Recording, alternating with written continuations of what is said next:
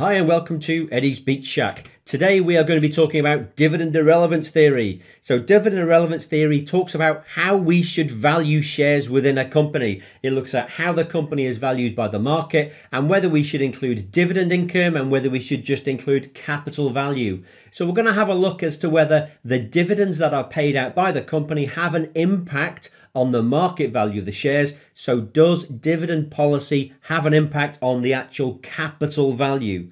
Now, dividend irrelevance theory suggests that if a company has got $100 worth of profit one year, that $100 worth of profit should increase the overall value of the company by $100. If the company decides to pay out $10 as a dividend, that $10 which is paid out now ends up as income in my pause, and that now means that the increase in value of the company will not be $100, it will now only be $90. So dividend irrelevance theory suggests that the market understands completely that the amount of money that I'm reinvesting into the business is not being paid out as a dividend. Therefore, that should increase the capital value of the business and therefore increase the market value of my shares. And that any type of money paid out as a dividend now means that me as a shareholder, I receive the cash immediately. That now means that the capital value of my shares should diminish by the same amount. This has got a huge assumption behind it. And what this now means is dividend policy doesn't have a huge effect on the share price. So that now means that the only effect that dividend policy will have on the share price is the amount of dividends I pay out will diminish the capital value. That means that me as a shareholder, I will be indifferent between receiving dividends now or receiving dividends in the future, because any money that I don't receive now should now be paid out as a bigger dividend in the future. So if I have the choice between a dividend of $10 now or $11 in 1 year's time, I should be indifferent between those two amounts. Now, this only works, so this will only work if the market has got informational efficiency. And informational efficiency is one of the aspects that we look at within a different one of our little 3-minute blogs. And what we're looking at here is we say that we assume that the market is efficient because the market understands that me not paying out $10 today means that I can pay out $11 in the future. So the market knows that me not paying out $10 today means that I can pay out $11 in the future. Wow, that's an amazing idea. Absolutely love that, as long as it works. So as long as it works.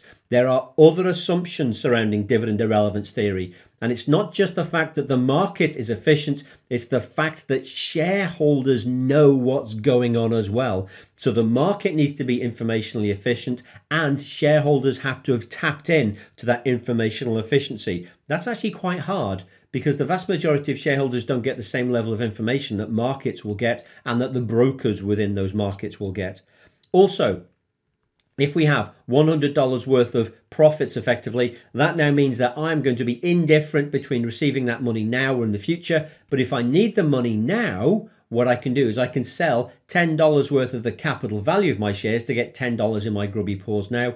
That means I'd be indifferent between having $10 now in terms of selling shares or having $10 in terms of dividends. That only works if there's no transaction costs. We know there are transaction costs. There are always going to be brokerage costs. Brokers are still going to make a living as well as you and I, so they charge a fee for performing those types of services.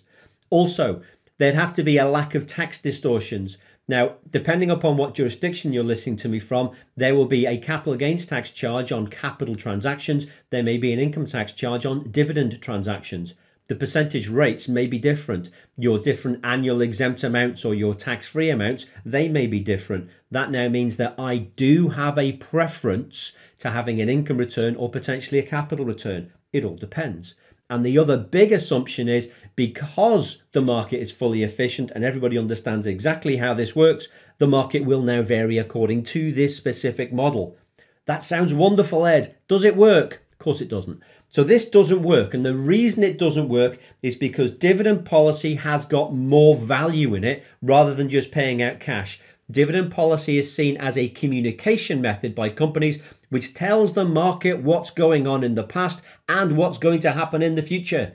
So we do have this additional communication value. The issue with that now is if we see dividends increasing by 10% for whatever reason, the market now thinks, oh, that's increased by 10%. Capital value must now go up by 10% as well. So if you pay out a bigger dividend, the value of the capital goes up by that same percentage. In fact, the markets think that because you've increased dividends by 10%, you might increase them by more than 10% next year. So let's overreact. So the markets overreact, which means the capital value increases by more than 10%. Brilliant. We've already talked about the idea of brokerage costs distorting the gains that you make from capital gains or from income gains. And the other big issue here is all about risk. Cash now has got no risk. If I've got cash in my grubby paws now, I don't have to worry about getting it in the future. So cash now at $10 is worth more to me than cash at $11 in 1 year's time, even with a discount rate of 10%, because there's no risk, there's no uncertainty. Tax issues will also have a distortion effect on this, and tax issues can be significant because you can have a tax charge as high as 90% depending upon the jurisdiction that you're in and depending upon whether you get out income or capital. That 90% means I've basically eliminated all of my gain, so all of the amount of return I'm going to generate. So the overall rule of thumb is dividend irrelevance theory. It sounds wonderful in theory, but dividend policy will definitely have an impact on share price. And it definitely has an impact on share price primarily because of the communication value within dividend policy. So when companies think that they're doing well, they bump the dividends up. That's them saying to the market, hey guys, we're doing well. Increase the market value of my shares, and vice versa. So dividend policy has a huge communication value. That brings us up to the end of this little 3-minute blog. Thank you very much for your time and attention, guys. I'll see you all bright-eyed and bushy-tailed on the next one. Thank you very much, and I'll see you